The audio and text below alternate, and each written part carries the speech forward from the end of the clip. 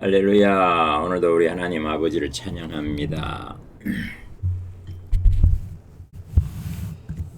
오늘은 제목을 내가 정령 함이 되리느냐라는 제목으로 말씀을 한번 드립니다. 창세기 9장 18절부터 노아 방주 이후에 노아의 가족들 이야기가 계속되어서 나오는데, 셈과 함과 야벳이며 함은 가나안의 아버지라. 암시가 하나 나오죠. 가나안의 아버지 함의 아들 가나안, 뭔가 사건이 있었다라는 이야기를 하고 싶은 이야기인 것을 보게 되어집니다. 온 땅에 퍼지니라. 나라와 민족과 국가를 이루는 그런 이제 일들이 일어나는데, 앞서서 이제 일어났던 사건이 노아가 농사를 시작하여 포도나무를 심고 마시고 취하여 그 장막 안에서 벌거벗은지라. 이 부분은 이제 해석하는 그 관점에 따라서 두 종류로 주로 이제 나뉩니다. 하나는 단순히 술을 먹고 취하였다 이렇게 되는 해석이 하나 있고, 또 하나는 이 가나안과 그 아버지 하체라는 것이 그 의미하고 연관되어지는 또 그런 것으로도 연결하는 분들도 있는데, 둘 다 상당한 일리가 있습니다. 어쨌든 오늘은 보이는 부분에서 좀 얘기를 하고, 그 부분이 중요한 게 아니라서, 아버지의 하체를 보고 밖으로 나가서 그의 두 형제에게 알림해. 여기도 보면 가나안의 아버지 함이 이렇게 되어 있습니다. 그냥 함이 알린 게 아니고 가나안의 아버지 함이 뭔가가 있다는 이야기죠. 그 다음에 이제 이 셈과 야벳이 옷을 가져다가 자기들의 어깨에 메고 뒷걸음질 쳐 들어가서 그들의 아버지의 하체를 덮었으며 그들의 얼굴을 돌이키고 그들의 아버지의 하체를 보지 아니하였더라. 덮어주는 사람이 있고 알리는 사람이 있는 것을 보게 되어집니다.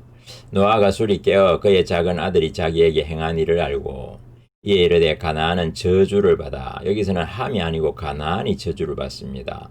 그의 형제의 종들의 종이 되기를 원하노라 하고. 하여튼 이 가나안이라고 하는 단어 속에 또 함이 들어가 있고 함이라는 단어 속에 가나안이 들어가 있는, 같이 이렇게 뭔가 결부되어져 있는 그런 장면으로 설명을 합니다.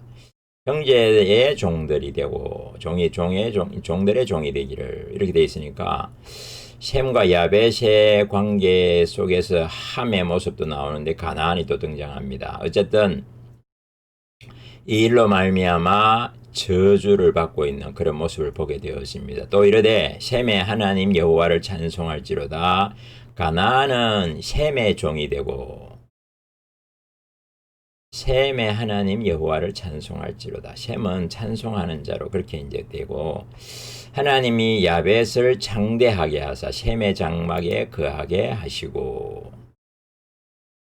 이게 서로 간에 얽혀 있는 모습을 보게 되었습니다. 셈의 장막이 있고 그 장막 안에 야벳이 함께 거하고 가나안은 거기에서 종이 된다 이렇게 되어 있습니다. 이렇게 뭐 순서적으로 보면 셈의 장막이 있고 그 다음에 야벳이 그곳에서 함께 거하게 되고, 또 가나안은 그의 종이 되기를 원한다.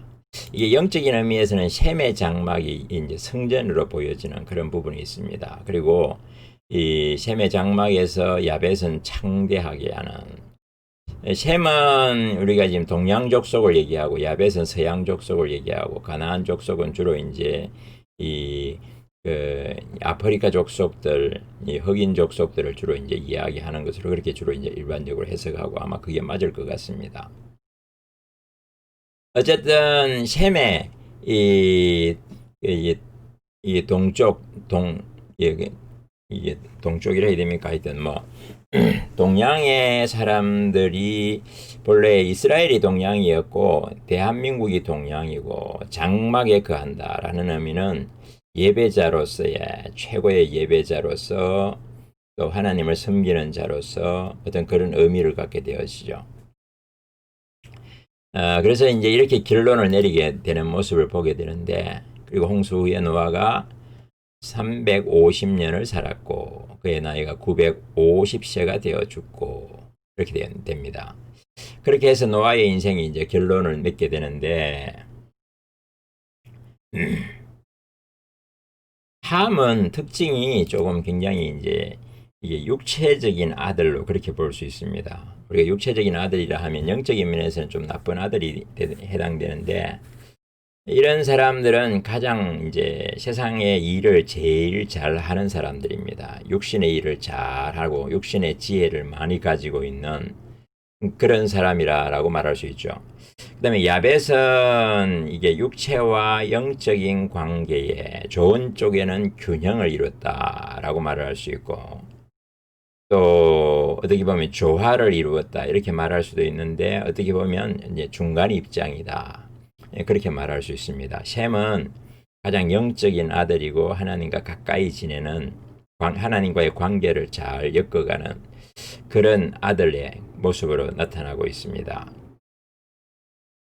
노아의 아들들과 함께 노아가 아들들과 함께 방주를 지을 때에 그 방주를 짓는 가장 껍데기나 겉모습을 가장 잘 지을 수 있는 사람은 함이고 가장 세밀하고 예민한 부분을 메꾸어 갈 수 있는 사람은 야벳이고 또 나름대로 했던 그 중간 과정을 잘 감당할 수 있는 가장 예민한 부분들을 잘 감당할 수 있는 사람이 셈이고 그리고 어떤 이렇게 여러 가지들을 지혜롭게 감당하는 사람이 야벳이라 그렇게 말할 수 있을 수도 있겠다 생각이 되어집니다.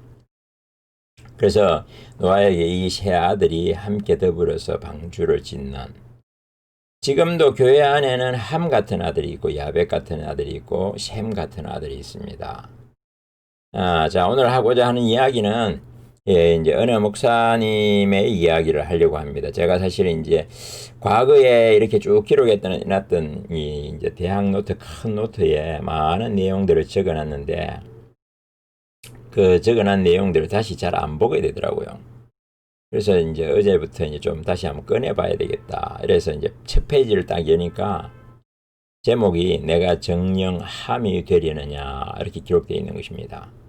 내용을 보니까 이 셈, 야벳, 함 이 이야기인데 어느 목사님께서 참 이 마음이 불편한 일을 만나고 힘든 일을 만나서 그래서 불평한 원망의 말들을 하고 또 누군가를 해서 화를 내고 비난의 말을 조롱과 비난의 말들을 막 하니까 하나님 앞에 앉았는데 기도의 자리에 앉으니까 하나님께서 마음에 주시는 생각이 내가 정녕 가나안의 아비 함이 되리느냐 이런 음성이 들리더라는 거예요. 네가 정녕 가나안의 아비 함이 되고 싶냐 이런 음성이 들리니 깜짝 놀랐다는 것입니다. 큰 충격을 먹고 아하 이거 내가 지금 뭐가 잘못됐구나 하나님께서 나를 기뻐하지 않으시는구나 라는 것을 깨달았다는 것입니다. 사실 우리가 대부분 이제 자기를 살필 때에 이 두 가지 방법이 있는데 하나는 대강 살피는 것이죠. 주마관상하듯이 말을 타고 휙휙 지나가면서 그냥 대강 보는 것 그런 방법을 주마관상식에 본다 그렇게 말을 합니다. 그런 반면에 비해서 세밀하게 성령님의 거룩한 눈길로 거룩한 생각을 따라서 마치 사격 선수가 표적을 살피고 그 표적을 겨냥하듯이 세밀하게 살피면서 자신을 살펴보는 방법도 있습니다. 우리는 예수님의 영이신 성령님의 도우심 속에 우리 자신을 살피고 우리 자신 안에서 네가 정녕 가나안의 아비 함이 되리느냐 이런 말씀을 우리에게도 좀 적용해 볼 필요가 있겠다라는 것입니다. 네가 정녕 가나안의 아비 함이 되리느냐 불평하고 원망하고 육체적인 방법으로 사는 셈과 야벳은 아비의 수치를 덮었다 그렇게 말하고 가나안의 아비 함은 드러냈다 알렸다 이렇게 얘기합니다. 자 그두절미하고 우리 예수님께서 우리 가운데 말씀을 선포하실 때에 비판을 받지 아니하리거든 비판하지 말라. 자기를 어렵다고 믿고 다른 사람을 멸시하는 자들에게 이 비유로 말씀하사. 그래서 그 어떤 내용이 나옵니다. 그런 반면에 긍휼히 여기는 자는 긍휼히 여김을 받을 것이미요 라고 말씀합니다. 다른 사람을 긍휼히 여기고 불쌍히 여기는 사람은 자기 자신도 긍휼히 여김을 받고 불쌍히 여김을 받는 복을 받게 될 것이다. 이런 사람이 복이 있다. 이렇게 말씀하셨죠. 오늘 마지막으로 보여드리고 싶은 성경 구절은 에베소서 4장 31절입니다. 너희는 모든 악독과 노함과 분냄과 떠드는 것과 비방하는 것을 모든 악의와 함께 버리고, 악한 의도를 가지고 있는 악한 의도와 함께 버리라. 악독, 노함, 분냄, 떠드는 것, 비방하는 것. 사실 우리 마음을 불편하게 하고 좀 마음을 많이 엄청나게 상처를 주고 화가 나게 하는 일들이 사실 우리의 주변에서 계속해서 일어나는 일을 보게 되었습니다. 때때로는 조용하게 지나가는, 때때로는 우리의 마음을 소용돌이채 이렇게 휘젓는 그런 사건들이 일어나는데, 그러할 때에 너희는 모든 악독과 노함과 분냄과 떠드는 것과 비방하는 것을 모든 악의와 함께 버리라. 그리고 서로 친절하게 하며 불쌍히 여기며 서로 용서하기를 하나님께서 그리스도 안에서 너희를 용서하신 같이 하라. 하나님께서 그리스도 안에서 너희를 용서하심과 같이 하라. 하나님께서 우리를 어떻게 사랑하셨는지, 어떻게 우리를 또 불쌍히 여겨주셨는지, 어떻게 인자를 베풀어 주셨는지, 친절하게 해주는, 용서해 준 건지, 이런 것들을 생각하면서 그 받은 은혜를 따라서 너희도 그와 같은 방식으로 살아라. 이게 참 쉬운 거 아닙니다. 이게 우리의 본성에 있는 그런 성품이 아니고, 이게 성령님께서 예수 그리스도의 성품을 우리 가운데 부어 주셔야 되는 거죠.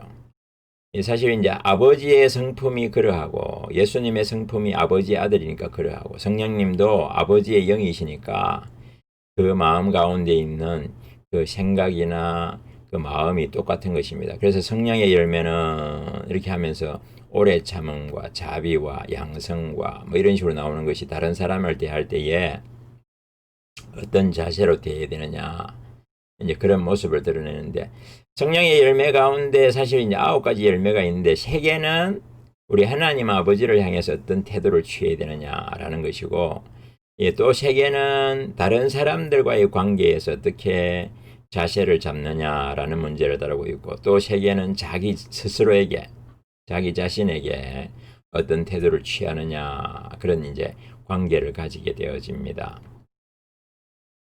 그래서 대신관계, 대인관계, 그리고 대아관계, 이렇게 표현하기도 합니다. 어쨌든 오늘 말씀은 좀 결론을 내립시다. 이제 서로 친절하게 하며 불쌍히 여기며 서로 용서하기를 하나님이 그리스도 안에서 너희를 용서하심과 같이 하라. 내가 정녕 함이 되리느냐, 가나안의 압이 함이 되리느냐. 악한 자들, 더러운 자들, 또 못난 자들, 실수하는 자들 때문에 우리 자신이 가나안의 압이 함이 되면 그것은 불행이 곧 나의 불행이 되어집니다. 다른 사람의 범죄함과 다른 사람의 악함 때문에 내가 스스로 넘어질 필요는 없는 것이죠. 도리어 긍휼히 여기는 자는 긍휼히 여김을 받을 것이요, 서로 친절하게 하며 불쌍히 여기며 서로 용서하기를 하나님이 그리스도 안에서 너희를 용서하심과 같이 하라. 함 같은 사람이 아니라 가장 귀한 아들은 셈이었습니다. 셈은 하나님의 장막 안에 거하는 자입니다. 장막 안에. 이 장막 안에 거하는 것은 하나님과의 거룩한 관계, 친밀한 관계, 아름다운 관계 속에 거하는 것인데, 우리가 사람들과의 관계를 중요시 여긴다면 비난할 수도 있고 노할 수도 있고 이렇게 하지만, 그 어떤 것조차도 우리 하나님 안으로 끌고 들어와서 우리 예수님과 함께 또 성령님 도우심 가운데서 하나님 아버지의 관계가 아름답기를 예수 그리스도 이름으로 축복합니다. 셈이 장막에 거하는 자, 장막을 가진 자, 하나님과 더불어 사는 자, 이 함이 되는 것이 아니라 셈과 같은 그런 하나님의 거룩한 족속이 되기를 예수 그리스도의 이름으로 축복합니다. 우리 에베소서 4장 31절 32절 다 함께 시작. 너희는 모든 악독과 노함과 분냄과 떠드는 것과 비방하는 것을 모든 악의와 함께 버리고 서로 친절하게 하며 불쌍히 여기며 서로 용서하기를 하나님이 그리스도 안에서 너희를 용서하심과 같이 하라. 아멘.